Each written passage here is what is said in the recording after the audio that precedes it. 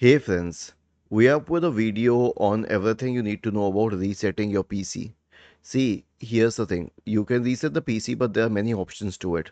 Right click on the start button and select settings from the menu. Go to the system tab on the list on the left hand side and scroll down and select recovery. Click on reset PC. Now you'll have two options. The first one is to keep your files. In this case, it will keep the apps it will remove the apps and settings, but it will keep your personal files. In the second one, it will remove everything.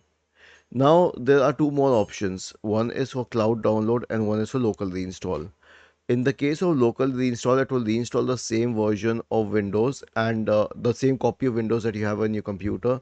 And that is not problematic in the sense that if everything was fine and you just want to reset the settings, and this is a good idea. But if that copy has gone corrupt, if you're facing serious issues, then it is better to go for a cloud download, in which case it will download a copy of Microsoft Office from the server, and then you can install it on your system totally fresh.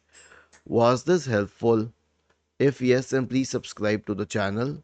If not, then let us know in the comment section of the video on how we could help you further. Thank you for watching this video and have a nice day.